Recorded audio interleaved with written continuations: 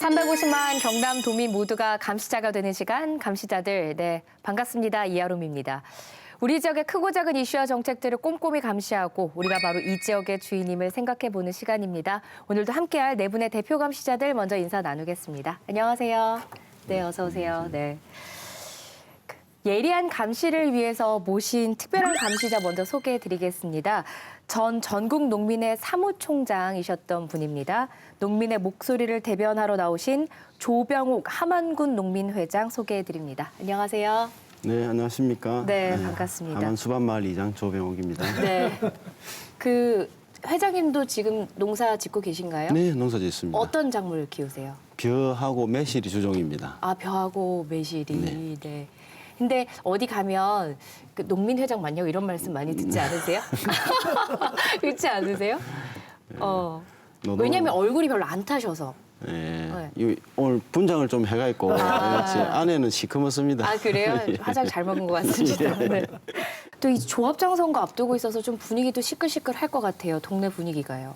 동네 할머니들도 만나면 누구를 찍어야 되냐고 이장들인데 묻기도 하고 그래서 뭐 조금 관심들이 차츰차츰 높아지고 있는 그런 상황입니다. 네, 아실지 모르겠지만요. 다음 달 13일에 전국의 농협, 수협, 축협, 임협의 조합장을 선출하는 선거가 곳곳에서 동시에 치러집니다. 일부 지역에서는 지금 벌써 과열 조짐을 보이고 있는데요. 과연 농어민들을 위해 일할 조합장을 제대로 뽑을 수 있을지 우려의 목소리가 나오고 있습니다. 그래서 준비해 놓은 첫 번째 감시 리스트는 조합장 선거는 투전판 이렇게 정했습니다. 강기태 총장님, 아버님이 이장님 아니세요? 똑같아요. 지금 우리 조 회장 나오셨잖아요. 네네. 지금 쌀농사 짓고 계시고 이장님하고 계신다 그랬잖아요. 저희 아버지 지금 화동에서 39년째 쌀농사 짓고 계시고 오. 이장은 29년째. 이장 29년째? 지금 장기 집권하고 계십니다. 이장이 29년째면 네. 뭔가 주민들이 좀 마음에 들어한다는 그런 뜻 아니에요? 그렇죠. 안 이제 바뀐다는 선거도 거? 2년마다 이제 계속 되는데요. 아. 이제 투표로 인해서 계속 네. 하는데 젊은 친구들이 많이 없어요. 그래서 이장을 할 수 있는 사람이 좀 드물죠. 그래서 아버지 이장도 한 29년 했는데 뭐 농사 짓고 하니까 조합장 한번 안 나가 욕심 없습니까? 딱 물어보니까 아버지가 말씀하시는 게 야, 그 어려운 걸 어떻게 하노? 야, 그거 진짜 어렵다. 그리고 내가 할 수 있는 능력이 없다. 그 말은 가로 안에가 있습니다. 돈이 없다. 라는 말씀인 그래요? 거죠. 네. 조합장 나가려면 보통 적어도 2억, 많으면 5억이 든다는 그런 풍문도 있는 게 사실이거든요. 그래서 그렇군요. 정치적인 발판도 되기 때문에 딱 보시니까 한번 조합장 나가시면 바로 당선될 것 같은데요. 회장님? 안 나가시나요? 조합장 정도 하려면은 사실은 이제 재력이 있어야 되는데 네. 젊고 패기 있고 좀 정의감이 불타고 정말 할 만한 사람들은 이게 없습니다. 현실적으로 예. 나이가 좀 그러니까 있어야 되나 봐요. 조금 금전력이 있으신 분들이 네. 아무래도 조금 많이 하시죠. 근데 지금 시청자분들도 모르시는 분들도 많을 것 같아요. 왜냐면 도시에서 살다 보면 조합이 뭔지, 조합장이 무슨 일을 하는지 좀 생소하실 수도 있기 때문에 우리가 조합하면 뭐 농협, 수협하면 이게 통장 만들어야 되고 금융기관이라고만 생각하는 분들이 많거든요. 그럼 조합장은 은행장인가? 조합원들은 거기 직원들인가? 이런 질문도 실제로 나옵니다. 설명 좀 해주세요. 협동조합의 출발점은 없는 사람, 가난한 사람들이 서로 자조하고 그 힘으로 자립해서 경제적으로 어떻게 하면 조금 윤택하게 살아볼 것인가에 대한 방점을 찍고 이제 운영을 하고 조직을 한 건데 그렇게 되려면 사실은 경제사업 중심으로 운영이 되어야 함에도 불구하고 네. 한국의 협동조합은 현재 굉장히 기형화되어 있습니다. 그래서 현재 우리의 협동조합은 신용사업이 70%고 경제사업이 30%거든요. 네. 그러니까 일반 국민들이나 농협에 입사한 직원들도 마치 내가 은행원인 것처럼 이렇게 한다는 거죠. 사실은 신용사업이 사실은 30% 정도고 경제사업이 70% 정도 돼서 이 역진이 돼야지만이 정확하게 협동조합이 자기 정체성을 가지는데 현재는 그러한 모습을 전혀 보이고 있지 못합니다. 그럼 경제사업이라는 건 예를 들어 어떤 걸 말씀하시는 거예요? 예를 들면 농민들이 생산한 농산물을 대행해서 판매해 준다든지 아니면 농민들이 당장에 필요한 비닐하우스의 자재라든지 이런 것들을 대형 사업체와 컨택을 해서 싸게 공급해 준다든지. 진짜 조합원들을 위해서 하는 일들. 그럼요. 예, 그게 경제사회 영역이죠. 아, 그렇군요. 그 조합원을 잘 모르실 거예요. 뭐 은행 직원이 조합원인가 이렇게 생각하는데 그 직원이고 그다음에 농민들에게 조건이 있어요. 보면은 농협 조합원 되려면은 농작물을 1,000제곱미터 이상 농지 경영을 하셔야 되고 네. 1년 동안 90일 정도의 농사를 또 농업에 종사를 하셔야 되고 그다음에 연간 농산물 판매액이 120만 원 이상이 되는 사람이어야 되고 원예작물의 경우에는 330제곱미터 이상의 시설 설치를 하거나 재배하는 사람일 경우에만 이 조건이 돼요. 그래서 이런 조합을 이끌어갈 조합장 선거를 전국에서 동시에 이제 치르는 건데요. 근데 올해가 두 번째입니다. 다음 달에 치러지는 선거가요. 그렇다면 그 예전에는 동시 조합장 선거가 아닐 때는 다 따로따로 선거를 치렀었나 봐요. 네, 이번에 하게 되면 이게 두 번째고 네. 2015년도에 농협, 수협, 그다음에 축협, 임협 이 네 군데 워낙에 그 이전에 과열 혼탁 선거로 이제 말들도 많고 그러다 보니까 이제 별의별 방법을 써보지 않았겠어요? 네. 도저히 안 되니까 이제 불법 근절하기 위해서 중앙 선관위에다가 아예 이제 위탁을 이제 맡겼는데 그게 2015년도에 첫 번째고 올해 이제 두 번째가 됩니다. 전국에 이제 동시에 선거를 하게 되는데 전국적으로 1,300개 조합 참여하고 3월 13일 날 선거를 하게. 우리 그 보궐선거 직전 달이죠. 그리고 경남 지역에는 조합이 172개인데 전국에서 네 번째로 많습니다.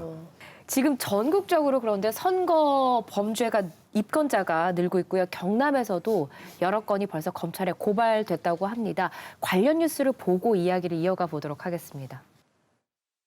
거제의 한 조합 엘리베이터 앞 조합원이 선물을 받아들고 나옵니다. 이곳의 현직 조합장은 상품권 2,500만 원어치를 산 뒤 조합원 8명에게 각각 10만 원씩을 제공했다가 선관위에 적발됐습니다. 선관위 조사가 시작되자 제공한 상품권을 회수하면서 대신 현금을 지급하는 등 증거인멸을 시도한 정황도 확인됐다고 선관위는 밝혔습니다. 김해 지역의 한 조합장 입후보 예정자는 조합원 24명의 집과 농장을 찾아 17명에게 음료 등을 돌리다 적발됐습니다.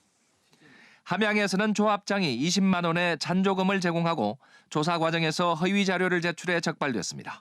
그 다 금품에 해당되지만 직접적으로 이제 조합원 상대로 이런 매수 행위를 한 경우에는 뭐 상품권 제공이라든지 또 그에 준하는 현금을 준다든지 이런 부분이고. 이번 조합장 선거부터는 비리 신고 보상금이 최고 3억 원으로 3배 올랐고 최근 경남의 한 신고자에게 보상금 1,100만 원이 지급되기도 했습니다. 조합장 선거는 공직선거법을 적용받는 일반 선거와 달리 공공단체의 위탁선거에 관한 법률을 적용받습니다. 위탁선거법에서는 선관위가 통화 내역이나 입출 내역 조회 등을 할 수 없어 조사에 한계가 따르고 있습니다.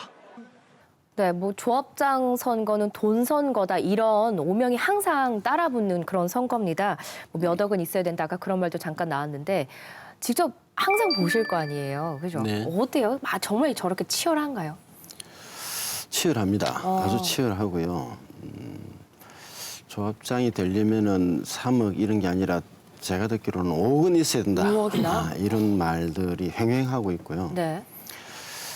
그 돈들이 대부분 그 이제 조합원들에게 아주 은밀하게 전달되기 때문에 적발하기가 상당히 어렵습니다. 은밀하게라면 예를 들어서요? 조합장 선거 시기에는 보통 그 조합원들 집에 네. 밤에 불을 끄지 않는다. 왜요? 사람이 있다는 걸 알려줘야 되니까. 예. 오라고요? 우리 집도 방문해 달라고요? 네, 밤에 불을 끄지 않는다. 뭐 또 혹은 짖는 개는 다른 집에 묶어 놓는다. 편하게 오시라고. 예, 개가 짖으면은 왔다가 이제 그냥 가셔야 되니까 이런 말이 있을 정도로 암암리에 아주 이게 사실은 보편화되어 있고 상당히 너무 안타까운 현실입니다. 더 제가 말씀을 드리려면 너무 많은데 네. 제가 부끄러워서 이야기를 못 하겠습니다. 우리 조합원들도 이 문제와 관련돼서는 사실은 책임이 굉장히 큽니다. 이게 예를 들면 20만 원 봉투를 가져오고 누구는 30만 원을 주면은 자연스럽게 30만 원을 준 사람인데 찍어야 안 되겠나 이렇게 이제 하는 말씀들 하시거든요. 그런 걸 보면은 주인으로서의 자기 역할을 방기하고 그리고 나중에 조합장이 되면 오히려 조합장을 종처럼 부려야 되는데 주인인 조합원이 오히려 종이 되어 가지고 있는 현실 좀 안타깝습니다. 선거를 전중후로 보면 일단 선거 전에, 그러니까 예를 들어 지금 작년 추석이나 설날 전에는 이미 시작했겠죠. 현직 조합장들은 어떻게 하냐면 예를 들어 사골이나 농특산물을 미리 전부 다 배송을 해줍니다. 근데 자기가 배송하는 것도 아니에요. 운전기사 통해 가지고 신용카드 구입해 갖고 전부 다 배송을 해주죠. 그러면 어떻게 되겠습니까? 걸리겠죠, 당연히. 네. 그러면 변명 이유가 우리 조합을 잘 운영해서 수익금을 나와서 조합한테 잘 나눠주려고 선물로 줬다라고 이렇게 넘어가는 게 많죠. 그게 처음에 시작됐다면 이제 선거 중간으로 딱 넘어오면은 이제부터 아까 말씀하신 집집마다 방문해서 돈 봉투를 건넨다든지, 그다음 농협 상품권 아까처럼 뿌린다든지, 그다음에 선거 중간에는 이제 괴소문이 돌기 시작하죠. 카톡이나 이메일 같은 거 이제 돌리기 시작합니다. 그러면 어떤 조합원은 조합장은 일 안 하고 맨날 돌아다닌다고 하더라. 또 이사나 감사는 금고 돈 가지고 도박한다더라. 뭐 막 하더라라는 이제 뉴스가 쭉 나오죠. 그 선거 다 끝나면 선거 마지막으로 나 도와줬으니까 다시금 답례를 합니다. 네, 다시 상품이나 이런 인사치레를 또 하게 되는 것이죠. 그러니까 아까 뭐 조합장 선거 나가려면은 저도 들었기 때문에 5억 정도는 최소 든다고 얘기를 하게 되는 거죠. 그래서 이렇게 얘기하는데 인생 이모작을 위한 고위험 투자라고 얘기를 하는 것이죠. 광주 조합장 선거 입후보 예정자가 뭐 불과 얼마 전에 조합원 만나서 이제 5만 원권 10장, 50만 원이죠. 이걸 건네다 적발이 됐는데 문제는 이게 이제 뭐 적발돼도 좀 전에 아까 총장님 말씀하신 것처럼 여러 가지 이렇게 빠져나가는 변명하거나 이런 것들이 있어요. 그래서 그 증거를 제시해도 부인하고 이게 결국 이제 구속이 되는데 예를 들면 이 조합의 특성 때문인 것 같아요. 방금 금융권에서 하지 않았던 독특한 조합원들끼리 하는 그런 역할들이 있죠. 물건을 대신 팔아준다거나 그런 것들이 오히려 악용이 되는 거죠. 이게 아까 말씀하신 여러분들의 농산물을 내가 사서 뭘 해줬다 이렇게 이제 변명을 해서 빠져나갈 수도 있는 거고. 예, 그게 참 어이없게도 그 조합의 좋은 취지가 선거에서는 악용되는 사례가 이제 발생들이 하고 있는 겁니다. 이제 개별적으로 조합장 선거를 하니까 이렇게 돈 선거가 난무하니까 네. 이걸 이제 전국 동시 이 선거로 뭉쳐서 이렇게 2015년도부터 실시를 했는데 그 조합장 그를 묶어서 선거했는데도 그 선거에서도 전국에서 867건이 불법 사례가 있었습니다. 그 중에 40%가 돈 선거입니다. 이제 금품 수수가 있었고요. 올해 선거를 앞둔 지난 28일에도 조합장 선거를 이래 보니까 입건자가 82명인데 1회 때보다 더 늘어났습니다. 1회 때는 67명에 불과했는데 22.4% 정도 늘어났고요. 조합장 선거의 비리 금품 선거가 계속 이렇게 되자 이제 농협중앙에서 긴급 대책회의를 지난 21일 가져가지고 이런 돈 선거나 어떻게 이 불법이 이리 자행되고 했을 때 당선된다 하더라도 페널티를 강하게 주겠다. 그렇게 이제 대책회의를 했는데요. 중앙의 모든 지원을 또 신규 자원 지원 자금부터 해가지고 또 새로운 점포라든지 신용사업이라든지 이런 것들을 전부 제한하겠다. 아주 강력하게 조치를 취하겠다고 엄포를 놓기도 했는데 하여튼 간에 이 돈 선거가 제대로 이 근절이 잘 안 되는 것 같아요. 근데 이제 이렇게 근절을 해보겠다고 동시에 전국에서 같이 선거를 치르는데도 말씀을 들어보면 별로 지금 효과가 없는 것 같습니다. 근본적인 문제를 좀 짚어볼게요. 왜 이렇게 돈 선거가 반복되는 건가? 이유가 뭘까요? 이 조합장 선거가 이제 가당 경쟁을 이래 방지하기 위해서 법 제정을 했는데 네. 그 법 제정의 취지와 다르게 이제 선거 운동을 너무 이제 제한을 하는 그런 바람에 오히려 더 법 위반이 일반화되고 있는 것이 아닌가 이런 생각을 가지고 있는데요. 선거 운동 기간이 14일이기 때문에 아주 짧습니다. 네. 그 후보 연설회라든지 정책 토론회 이런 건 아예 없습니다.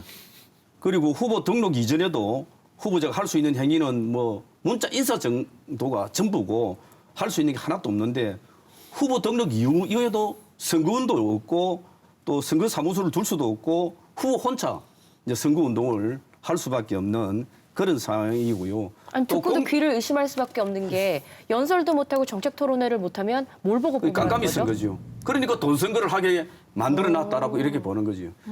이렇게 이제 돈 선거, 불법 선거로 계속 얼룩지고 정가자가 양상되고 이렇게 되니까 현재 국회에서 법이 계류 중입니다. 이제는 이 개정 그 선거법에 보면은 뭐 선거 운동을 어느 정도 배우자와 함께 허용을 해주고 인터넷을 활용한 선거 운동도 이제 허용해주고 또 정견 발표 또 문자 메시지를 통해서 선거 운동을 할 수 있도록 허용해주자 하는 그런 법이 이제 개정안이 현재 국회에 계류 중인데 이번 선거는 그 법이 개정되지 않았기 때문에 아직도 이제 그대로 갈 수밖에 없는 그런 행태입니다. 이게 이제 병폐가 오래돼서 골마가 터져가 있는 건데 사실은 이제 수술하는 칼을 지금 대기도 지금 이미 늦었거든요.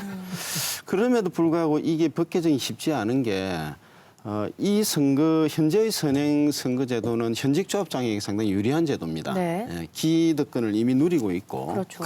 또 여러 가지의 자기 홍보를 4년 동안 해가 왔기 때문에 그런데 이 선거제도에서 내가 유리한데 이 선거법을 바꾸면은 타 후보와 더 심한 경쟁을 해야 되는 문제가 생기니까 나는 이 현행대로 갔으면 좋겠다라는 거 해서 어쨌든 이 법 개정을 갖다가 막고 있는 세력들이 있는 겁니다. 제도뿐만이 아니라 이제 네. 관리상에도 허점이 있는데 이게 이제 정확히 공직선거법 적용을 받는 게 아니라 네. 정확한 명칭이 공공단체의 위탁선거에 관한 법률, 위탁선거법을 받아요. 위탁선거에 관한 법률, 요게 선관위가 통화 내역이라든지 입출금 내역 조회를 못하게 돼 있습니다. 그래서 향후에 불법을 감지를 해도 자체조사의 한계가 있기 때문에 오로지 신고, 제보 뭐 이런 거에 의해서만 나중에 검찰에 의뢰해서 수사를 할 수밖에 없기 때문에 기간도 길어지고 일단 모면하고 보자 이런 것들을 이제 자꾸 양산하게 되는 시스템이 되는 거죠. 그런데 이렇게 아까 5억까지 얘기 나왔는데 이렇게까지 하면서 조합장이 되고 싶은 이유는 뭐 어마어마한가 봐요. 어떤가요, 대우가? 궁금해지네요. 네. 조합장 안 해봐서 잘 모르는데 카더라, 네.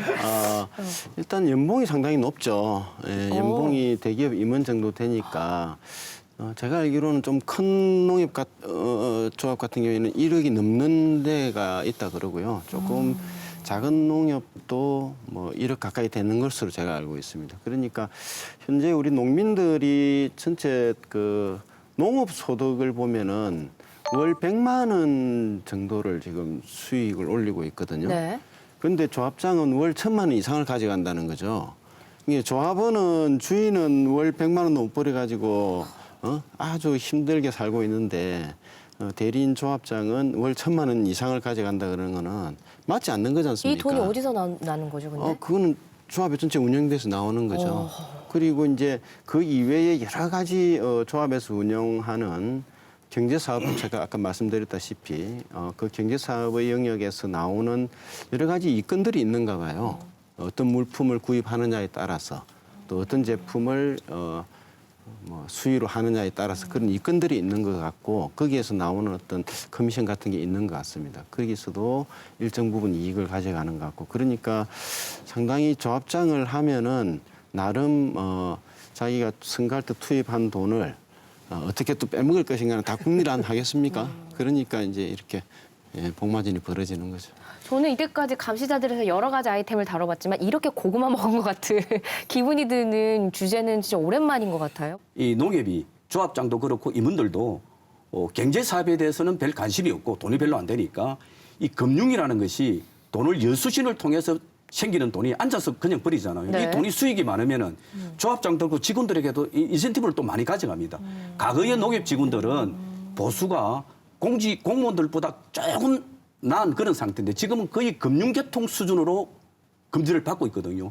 아까 1억을 말씀하셨는데 실제로 2, 3억 정도 되는 조합이 많이 있습니다. 조합장이. 그럴 정도로 돼 있기 때문에 조합 자체의 본래 취지와 반하는 형태로 지금 조합이 가고 있다. 이렇게 볼 수 있습니다. 그러니까 말씀드린 것처럼 도시 지역 뭐 농촌이 할 것 없이 뭐 절반 수준을 하더라도 이러고 난파이 되는 거고 네. 그 판공비와 아까 인력 들어가는 거고 그다음에 기사 차량 제공이 되지 않습니까?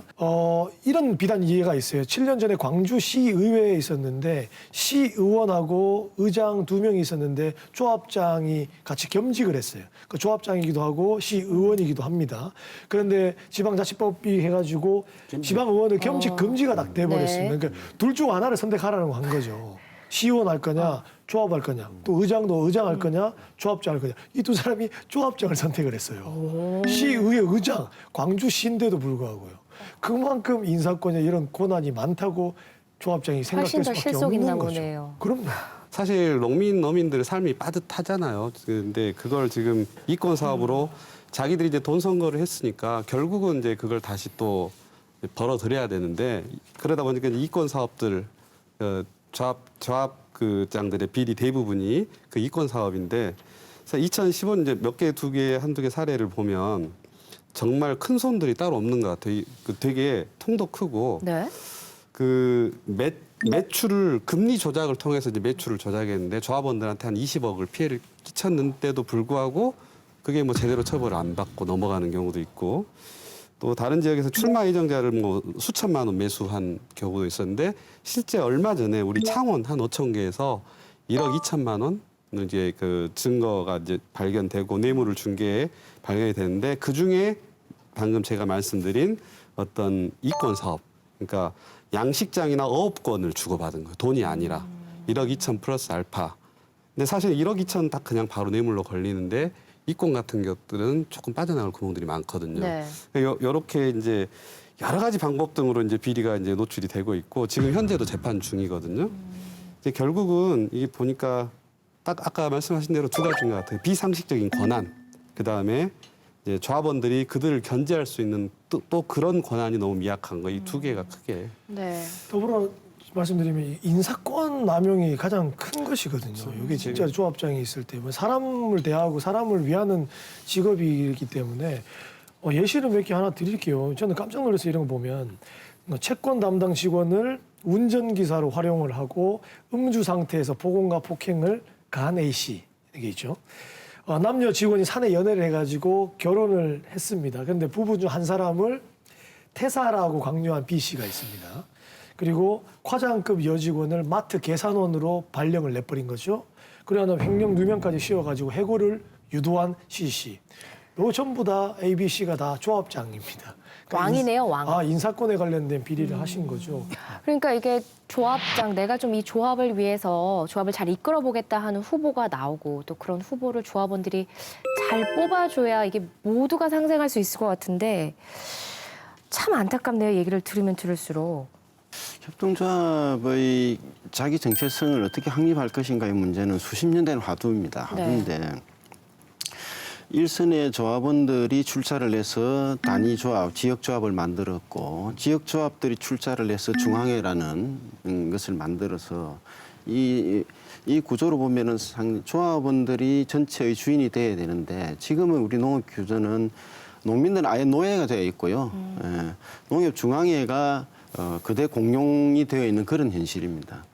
근데 이제 이 중앙회가 지역의 조합을 어떻게 관리 감독하느냐 하면 감사권도 가지고 있어요. 그 사람들이 무이자 자금이라는 큰 걸 가지고 자기가 마음에 들거나 향후 자기에게 투표권을 행사할 거나 이런 걸 따져가지고 이 조합에게 뭐 몇백억의 무이자 자금을 준다든지 이러면서 조합장들을 길들이는 거죠. 이제 이렇게 돼 있다 보니까는 이 비리의 문제, 부패의 문제는 뭐 이루 말할 수 없는 거고 지금 현재 우리 중앙회 회장 또한 그 부정선거로 인해서 항소심에서 유죄를 받아가지고 대법원 판결을 기다리고 있는 중이거든요. 네. 이제 그런 사례가 전 세계적으로도 별로 없을 겁니다, 아마. 이 협동조합은 가장 깨끗하고 가장 낮은 사람들이 서로를 돕기 위해서 만드는 것인데 우리나라의 협동조합은 아주 공룡화되어 있고 부패의 온상, 비리의 온상이 되어버린 것이어서 이런 방송을 하기가 참 안타깝습니다. 그러니까 실제로 뭐 농민들이나 어민들은 전혀 어떤 도움도 받지 못하고 그죠? 자기네들끼리 어떤 이익단체가 돼버린 것 같습니다. 오래된 문제인데 그럼 좀 대책을 짚어보겠습니다. 좀 투명해지려면 선거 어떻게 먼저 바뀌어야 될까요? 최근에 좋은 농협 만들기 국민운동본부 좀 개혁 성향의 조합장들이 모여서 만들었는데 돈 쓰는 선거 하지 말자. 만약에 그렇게 해서 이걸 재선을 하게 되면 거기에 대한 비용 다 이렇게 내놓고 거기에 대한 변상을 하겠다는 각서를 받고 조합장에 출마하자 하고 각서를 받고 있어요. 그래서 네네. 뭐 그 제일 확실한 방법이죠. 물론 각서가 어떤 법적 구속력이 뭐 좀 없을 수는 있겠지만 뭐 그런 운동들을 지금 뭐 서서히 일어나고 있으니까 좀 두고 볼 일입니다.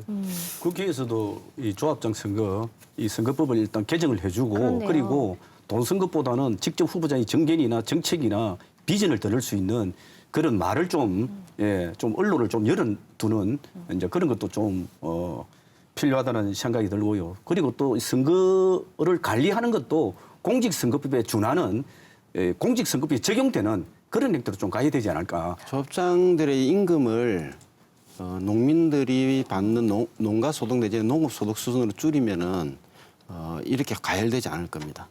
조합장들의 명예직 내지는 조합원들 면담 미는 창구의 역할들을 하고 있는 것이어서 명예스럽게 그냥 일만 할 수 있게 만들어 준다라면은 지금 현재의 고임금 구조를 싹 갈아엎고 뭐 생활 임금 정도로 해서 준다면은 조합장을 이렇게끔 과열되게 하려고 하지 않을 거라는 생각이 들거든요.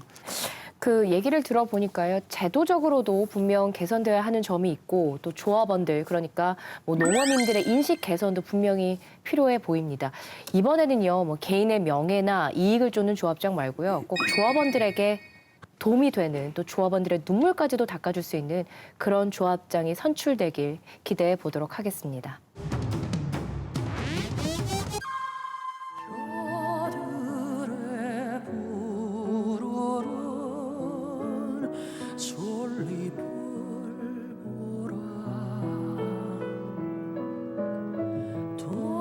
돌보는 사람도 하나 없는데 비바람 맞고 눈 몰아줘도 온누리 끝까지 맘껏 부르다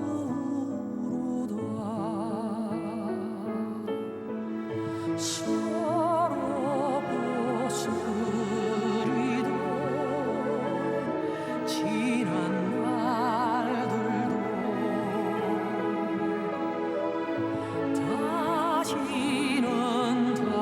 다시는 오지 말라고 땀 흘리리라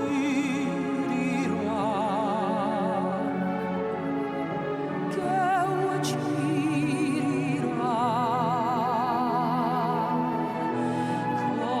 거지른 들판에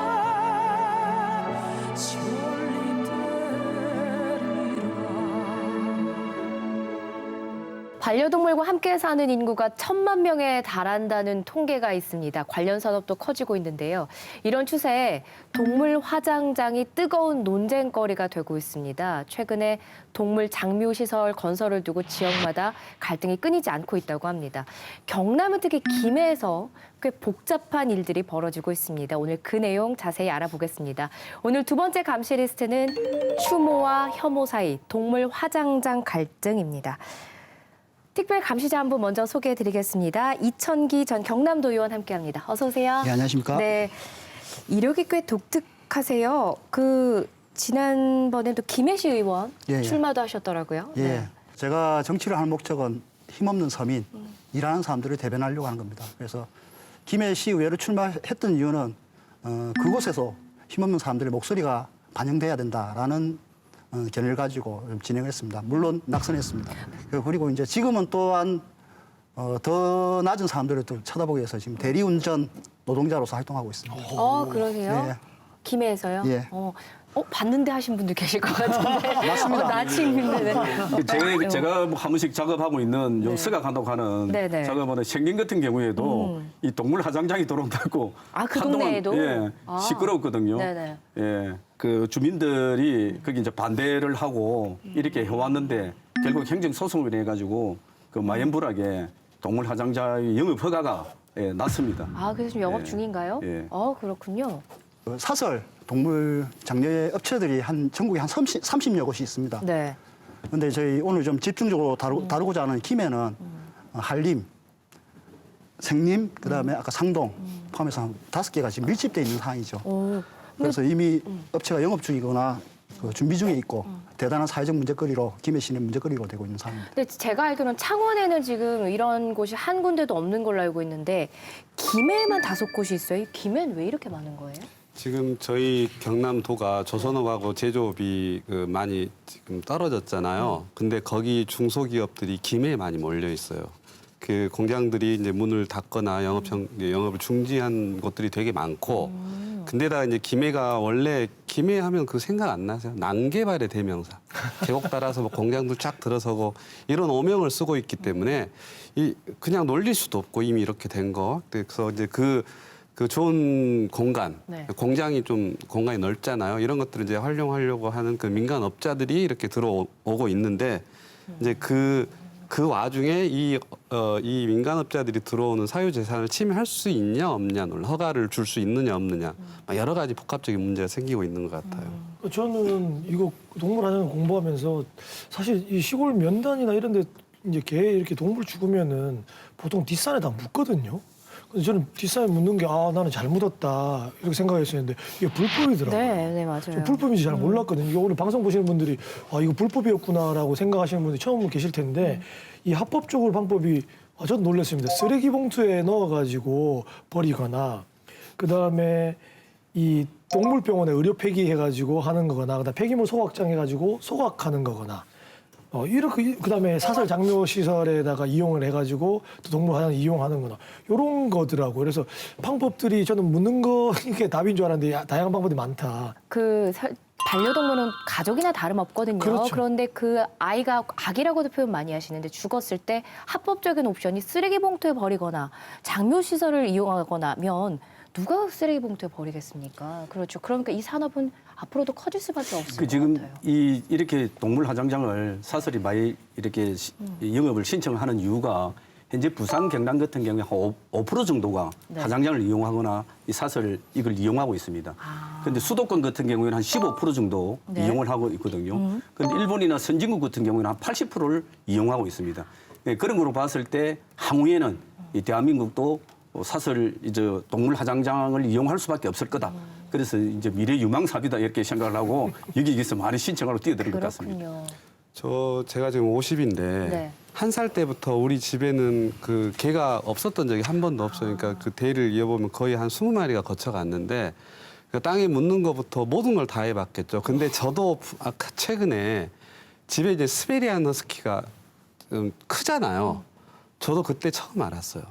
이제 뭐 화장을 하거나 하면 돈이 엄청 많이 들고 이걸 쓰레기 봉투에다 버려야 된대요. 그래서 제가 그 환경미화원께 여쭤봤어요. 그 한 번씩 놀라지 않냐 그러는데 새로 들어온 분들은 막 기절 비슷하게 하는 경우도 있대요. 그 큰 강아지를 네, 탓- 그걸 저 큰 50리터짜리 거기다가 뭘 참 충격적이죠. 네. 저도 좀 되게 놀랐었고 이게 이제 사실 이제 이런 게 동물 화장장 또 장묘 시설 이게 이제 혐오 시설로 인식이 돼 있단 말이에요. 아직 우리가 일반화가 안 돼 있기 때문에 네.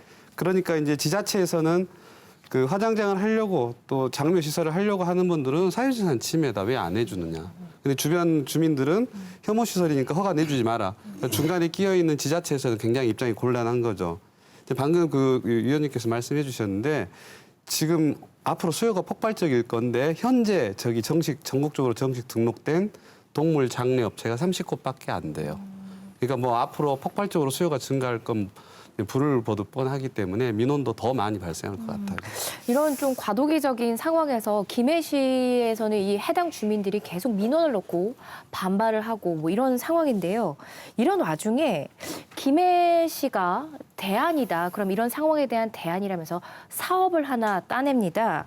근데 이게 동물 장묘 시설을 세우는 거예요. 그러니까 김해시는 사설업체가 사설업체 허가는 안 내주면서 이거를 우리가 세우겠다? 이거 어떻게 이해해야 되는 거죠? 지금 이제 김해가 한림, 생림, 상동이 이렇게 다 연결돼 있는 네. 부트가 있는 이제 면지역인데 여기 이제 한림과 생림, 상동에 기존 사설이 5군데 영업 신청을 했고 허가가 난 곳입니다. 그런데 이제 상동면 소락에 허가 낸 사설업체가 있는데 그때도 주민들이 강하게 반대를 하고 있었는데 네. 이번에 김해시에서 이제 시립 화장장을 하겠다는 동물 화장장을 하겠다는 것도 이제 상동면입니다. 그러다 보니 주민들이 상당히 강하게 반대를 하고 있고 김해시에서는 시의회에서 이제 반대를 하고 질문을 하니까 근본적으로 이제 꼭 거기서 하는 것은 아니고 여러 물색을 다른 데 찾아가지고 다시 이제 재검토를 하겠다라고 이야기를 했지만은 현재 김해시의 입장은 아마 거기에 강행을 할 그런 의지로 이제 보이는 것 같습니다. 김해시 같은 경우 좀 독특한 정치적 지형이 있잖아요. 경남도에서 현 정부의 어떤 좀 정책, 선도적으로 하는 정책을 속된 말로 돌격대장처럼 지금 하려고 애를 쓰는 모습들을 많이 보여요. 예를 들면 소각장 문제도 지금 김해에서 나왔잖아요. 네. 특히 이제 정부에서 의미 있는 일인데 약간 주민들이 기피하는 그런 기피 시설들을 김해에서 적극적으로 나서서 이렇게 많이 국책 사업을 따오는 경향을 보이고 있거든요. 소각장 문제처럼 이것도 이제 어떻게 보면 정부에서 골치 아픈 문제를 우리가 나서서 풀어주겠다. 좀 좋은 의도이긴 하지만 방금 말씀하신 것처럼 주민과의 소통이 좀 부족한 부분이 분명히 있어 보여요. 김해시가 이제 공공 이 동물 화장장을 하고자 하는 것은 고육 직책 속에서 놓은 것이다 이렇게 판단이 되는데요. 이 주민들이 극렬하게 반대를 하고 있잖아요. 이 네. 김해뿐만 아니라 전국적으로 반대를 하고 있습니다. 그런데 김해는 유독스럽게 행정소송을 해서 패소를 합니다.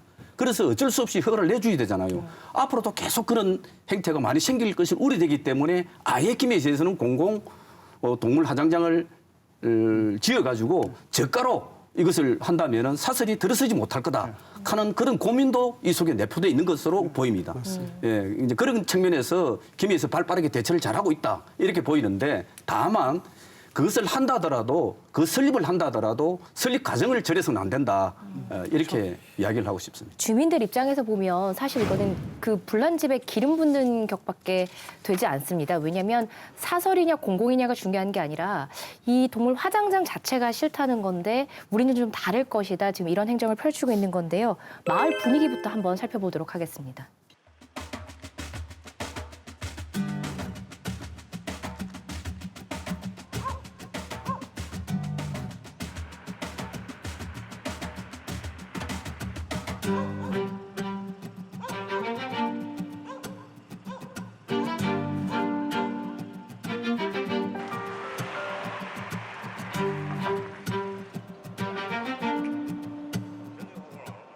김해시 중에서 유일하게 그 공장이라든지 축사 허가가 안 나는 장면 청정 지역입니다.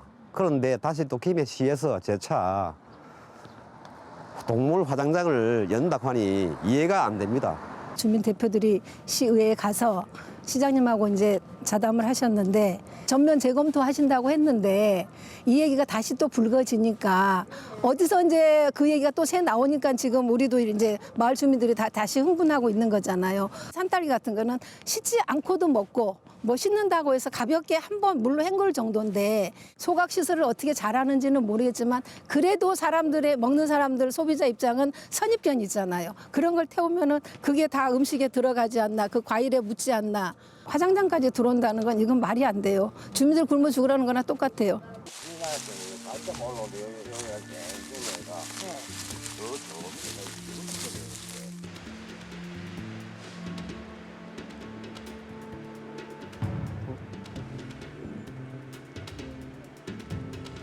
네. 이뭐 쓰레기 도면 다 기린한 상태인데 저거는 보기에서는.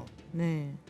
처음 들으시는 거죠, 네. 이것도 제목도. 우리 가족 하늘이 내린 동물 장묘공원. 그럼 얘기를 못 들었는데 우리는 와야 무지해서라도. 깜짝 놀라겠습니다.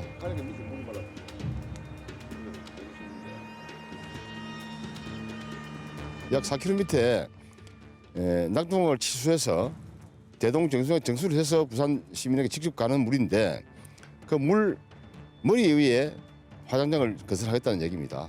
참 가당찮죠.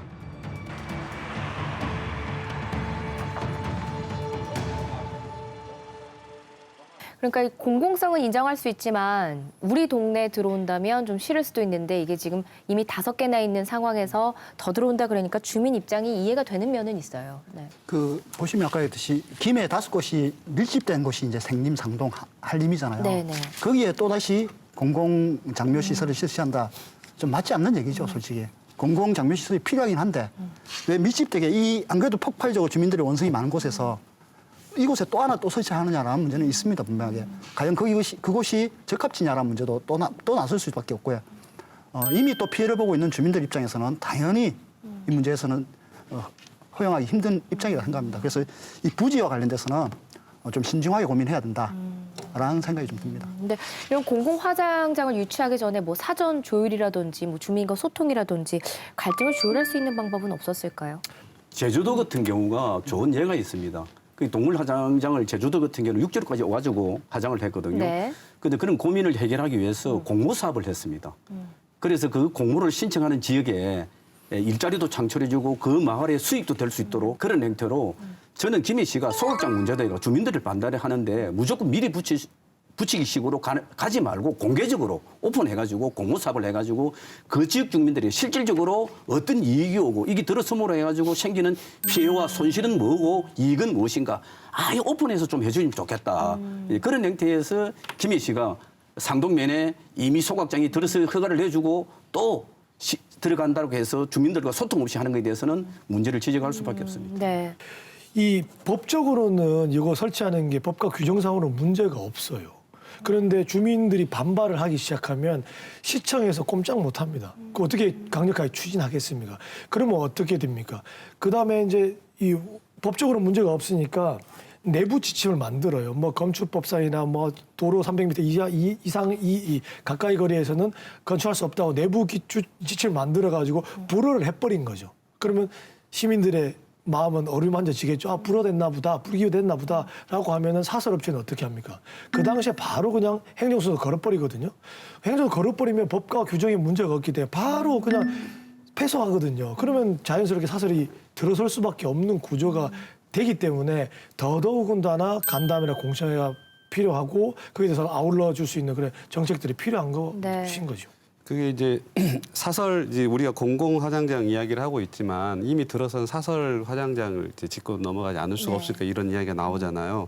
이 사설 화장장들이 지금 5개나 허가가 됐고 2개가 운영을 하고 있는데 사실 다른 지자체들은 그 이제 행정 심판했는데 지자체가 승소한 경우가 되게 많아요, 훨씬. 아, 그래요? 왜냐면 화장장 안 돼. 하고 더 못하게. 근데 지금 우리 그 김해 같은 경우가 이제 문제가 된 게 김해는 폐소가 더 많단 말이죠. 네. 그러니까 시립 화장장이 자꾸 들어서는 거죠.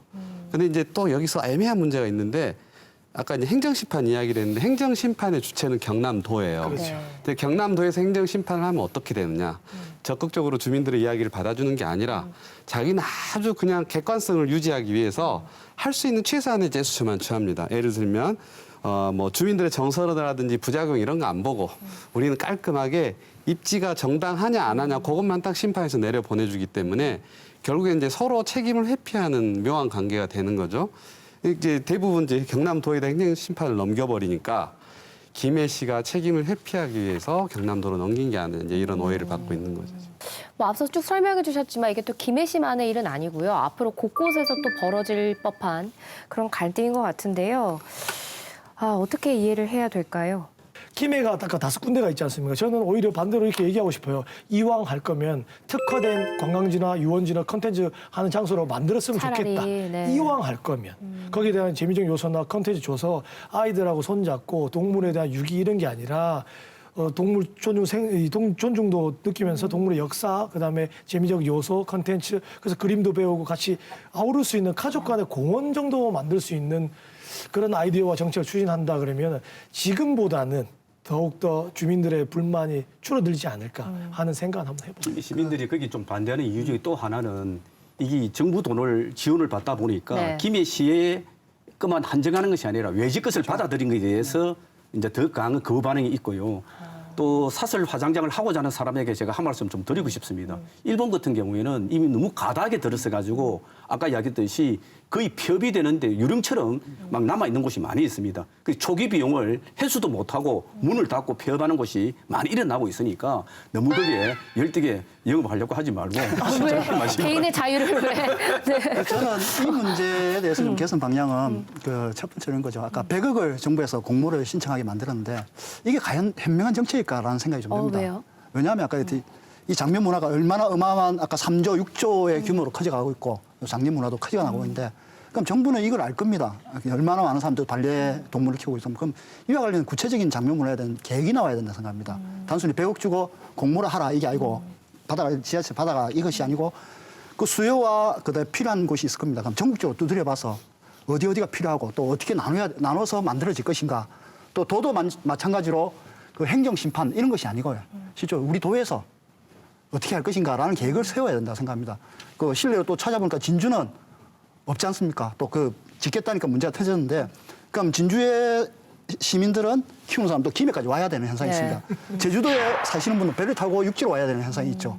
저 이런 것이 과연 사회적 비용에서 맞는 것이냐라는 고민이 생긴 거죠. 그래서 단순히 김해 지자체의 문제가 아니고 이거 국가적 그다음에 도 이런 문제에서 제대로 된 행정과 계획을 좀 짜들어서 그와 관련된 여러 가지 방식을 주민 의견 청취와 지자체 의견 청취를 듣는 것이 중요하다는 생각이 들고요. 네. 결국엔 어떻게 기획하고 포장하느냐의 문제인데 바닷가에다가 그게 바지선이라고 그러죠. 그 예쁜 바지선을 띄워가지고 거기다 그 사람들 화장장을 만들고 거기가 휴양지예요.